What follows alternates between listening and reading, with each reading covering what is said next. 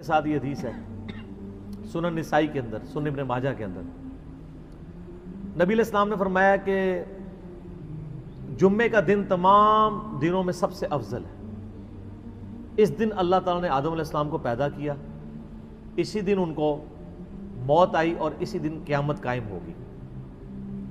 تم جمعے کے دن مجھ پر کثرت سے درود پڑھا کرو، تمہارا درود مجھ پہ پیش کیا جائے گا۔ اللہم صلی علی محمد وعلی آل محمد۔ یہ حدیث یہاں ختم نہیں ہوتی ہے، اس کے آگے وہ فرق آنے لگا ہے، بابوں کا خدا اور کتابوں کا خدا اور۔ ایک صحابی نے کہا یا رسول اللہ علیہ وسلم، جب آپ مر جائیں گے اور آپ کی ہڈیاں مٹی میں مل جائیں گی تو کیا آپ پہ اس وقت بھی درود پیش ہوگا؟ اس کے جواب میں تو آنا چاہیے تھا 295C۔ وہ بابے تو لگاتے ہیں، آپ سوال کر کے دیکھ لیں، لیکن سر 295C نہیں آئی، کیونکہ وہ کتابوں کے خدا کا تعارف کروانے والی ہستی تھی اور کتابیں امت کو دے کے جا رہی تھی۔ آپ علیہ السلام نے فرمایا کہ بے شک اللہ تعالیٰ نے حرام کیا ہے مٹی کے لیے کہ وہ نبیوں کے جسموں کو کھائے۔ اس سے آپ علیہ السلام نے نہ کوئی غصہ کھایا، کوئی اور الفاظ موجود نہیں ہے کہ آپ کا چہرہ سرخ ہو گیا، یہ ہو گیا وہ۔ آپ نے ایک عقیدے کی بات بھی بتا دی۔ آپ مجھے بتائیں، آج کوئی مسلمان کسی مولوی سے جا کے کہہ سکتا ہے کہ بھی نبی علیہ السلام تو قبر مبارک میں ان کی ہڈیاں مٹی میں مل چکی ہیں، تو ہم یہ جو سلام عرض کرتے ہیں یہ کیسے آپ تک پہنچتا ہے؟ تو وہ کیا اس کے ماتھے پہ بل نہیں آئے گا؟ لیکن ہمارے سامنے کیسے کیسے لوگ آتے ہیں دہریہ قسم کے بھی، آ کے سوال کرتے ہیں ہمارے ماتھے پہ بل نہیں آتا، اس لیے کہ دائی کا یہ کام نہیں ہے کہ غصہ کھائے، اس کا کام ہے کہ وہ جو وسوسے اس وقت کی پریزنٹ ورلڈ میں چل رہے ہیں ان کو ایڈریس کریں۔ تو آپ کو پتہ چل جائے گا کہ بابوں کا خدا اور ہے یا یہ چیک کرنا ہے، تو یہ آپ حدیث لے کے جا کے اس حدیث کو آپ ذہن میں رکھیں اور آپ حدیث بیان کیے بغیر ڈائریکٹ اس طرح کا سوال کریں۔ اگر آپ واپس آنے میں کامیاب ہو گئے تو ہم انشاءاللہ آپ کو یعنی ہار ڈال کے ریسیو کر لیں گے کہ ہاں جی آپ کی بات ہضم ہو گئی ہے۔ یہ ان کا یعنی ظرف ہی نہیں ہے۔ اس طریقے سے بخاری مسلم میں حدیث ہے، دونوں میں نبی علیہ السلام نے ظہر یا عصر کی نماز تھی، ایک دفعہ 2 رکعت پڑھا کے سلام پھیر دیا۔ اچھا، نماز سلام پھیر کے آپ مسجد سے باہر نکلے، جب نکل رہے تھے تو ایک صحابی جن کا نام تھا ذو الیدین، 2 ہاتھوں والا، 2 ہاتھ تو ساروں کے ہوتے ہیں، ان کے ہاتھ ذرا بڑے سائز کے تھے، تو ان کا ہاتھ 2 ہاتھوں والا نام پڑا ہوا تھا۔ تو انہوں نے کہا یا رسول اللہ صلی اللہ علیہ وآلہ وسلم، کیا نماز کم ہو گئی ہے یا آپ بھول گئے ہیں؟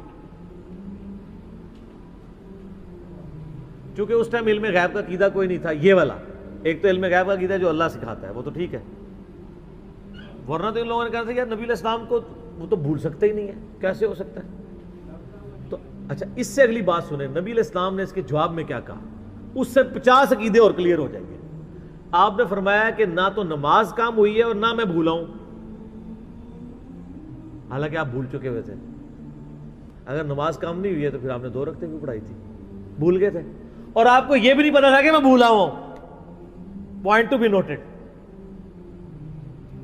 پھر آپ علیہ السلام نے کوئی جذباتی ڈاکٹرائن نہیں کھڑی کی، آپ نے یہ بات کرنے کے بعد پھر آپ کو گمان ہوا کہ ہو سکتا ہے یہ صحیح کہہ رہا ہو۔ آپ نے باقی صاحب سے پوچھا کہ یہ صحیح کہہ رہا ہے؟ صاحب نے کہا یا رسول اللہ صحیح کہہ رہا ہے۔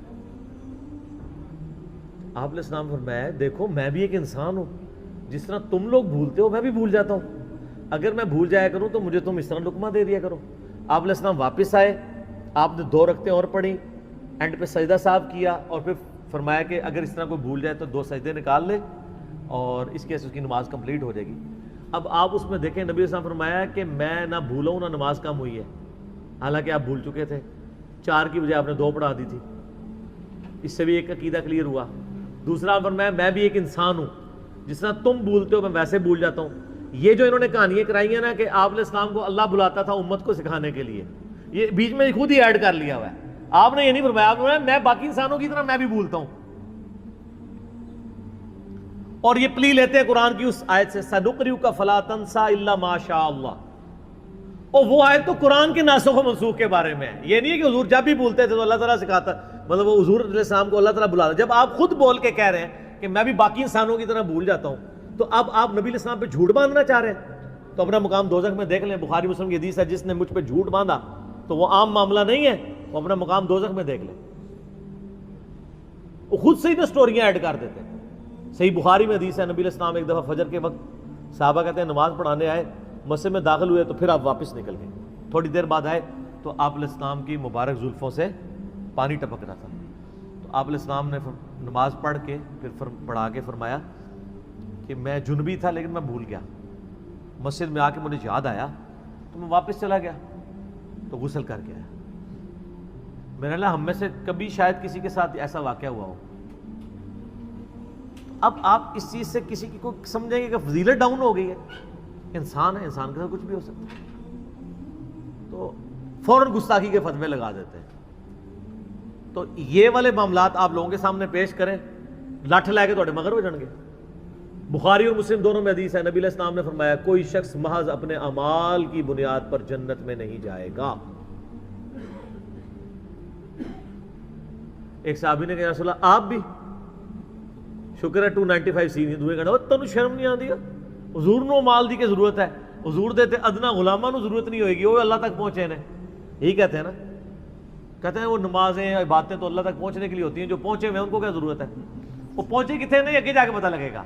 وہ اتنے نہیں پہنچے ہوئے جتنے تسی سمجھے ہوئے ہو, کدھر اور پہنچے ہیں جتنے بے نمازی پہنچن گے. قالوا لم نکن من المصلین, دوستیوں سے پوچھا جائے گا تم نے کس چیز نے تمہیں دوزخ میں پہنچایا, وہ کہیں گے ہم نماز نہیں پڑھتے تھے. صحابی نے پوچھا یا رسول اللہ آپ بھی؟ آپ فرمایا ہاں میں بھی. اچھا حضور علیہ السلام کے بھی ماتھے پہ کوئی بل نہیں آیا.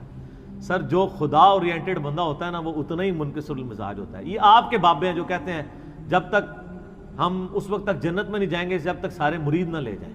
کتنے جنت ہی نہیں, کدھر اور ہی لے کے جاؤ گے. یہ تکبرانہ جملے وہ لوگ بولتے ہیں. اللہ کے نبی علیہ السلام نے اس بات کو پورے یعنی وثوق کے ساتھ بیان کیا. آپ یہ بھی کہہ سکتے تھے کہ ہاں میں بھی, لیکن الفاظ کیا ہیں, ہاں میں بھی اس وقت تک جنت میں داخل نہیں ہوں گا جب تک میرے رب کی رحمت مجھے ڈھانپ نہ لے. پورا احاطہ رحمت کا میرے اوپر ہوگا نا. حضور کہتے چھوڑی بنو تو تھوڑی جی چاہیے دیا, میرے تو امال ہی بڑے اونچے نے.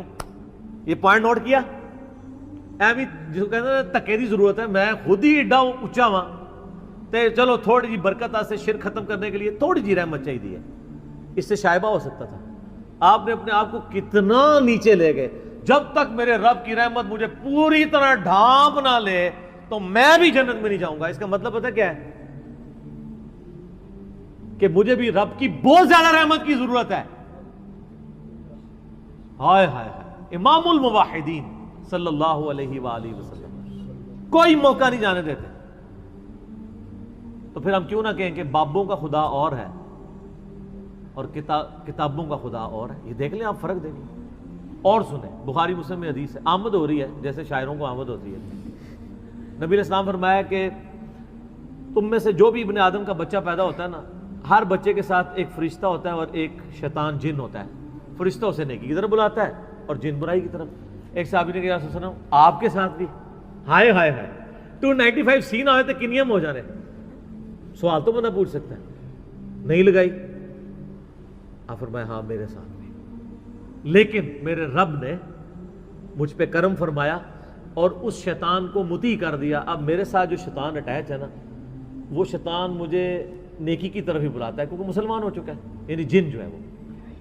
تو یہ پروٹوکول کس کا ہے؟ نبی صلی اللہ علیہ وسلم کا. کوئی شخص اللہ کے محبوب صلی اللہ علیہ وآلہ وسلم کے علاوہ یہ دعویٰ کر سکتا ہے کہ میرے ساتھ کوئی شیطان نہیں ہے, انشاءاللہ میں جو کہنا خیر ہی خیر ہے؟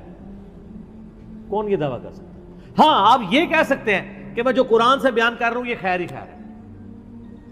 یعنی مجھے لوگ کہتے ہیں نا یار یہ بڑے اعتماد سے بات کرتا ہے. اوہ میں اعتماد سے ذاتی بات تو نہیں کر رہا, میں اعتماد ہی اگر اس پہ اعتماد کھو دوں تو میرا تو ایمان ہی چلا جائے گا. اگر میں اتنے اعتماد سے کہتا ہوں ایاک نعبد و ایاک نستعین, کا مطلب ہے صرف خدا کو ہی پکارنا ہے, کسی بابے کو بزرگ کو نہیں پکارنا, تو یہ میرا اعتماد ذاتی نہیں ہوتا, قرآن پہ ہوتا ہے. اگر یہ نہیں ہوگا نا تو میرا ایمان ہی ختم ہو جائے گا. آپ اپنے ایمان کو روئیں کہ آپ یہ پڑھ کے بھی بابوں کو پکار رہے ہیں. میرا اعتماد ذات پہ نہیں ہے, اللہ اور اس کے محبوب کی تعلیمات کے اوپر ہے عز و جل و صلی اللہ علیہ وآلہ وسلم. فرق آپ دیکھیں نا, تو یہ نعوذ باللہ من ذالک کوئی اکڑ نہیں ہوتی ہے، بلکہ میرا ایمان کا تقاضا ہے۔ ایک مسلمان کو تو فخر یہ کہنا چاہیے کہ ہاں یہ قرآن میں لکھا ہوا ہے، میرا یہ عقیدہ ہے۔ اور جب وہ ہم عقیدے کی بات کرتے ہیں تو کہتے ہیں یار یہ بڑا، کہتا ہے یار یہی گل صحیح ہے کہ باقی انہوں نہیں پتا۔ سر باقی تو کہانیاں کرا رہے ہیں، میں آیت پڑھ رہا ہوں۔ ہم پڑھتے ہیں ایاک نعبد و ایاک نستعین، آپ پڑھتے ہیں سن فریاد پیراں دے پیرا میری فریاد سنی کن تر کے ہو۔ تو فرق آپ دیکھ لیں کتنا فرق ہے۔ اچھا ہم کہتے ہیں قرآن میں لکھا ہے، اچھا کہتے ہیں پھر اے کیوں لکھا ہے؟ وہ قرآن اس نے نہیں لکھا ہے سن فریاد پیراں دے پیرا۔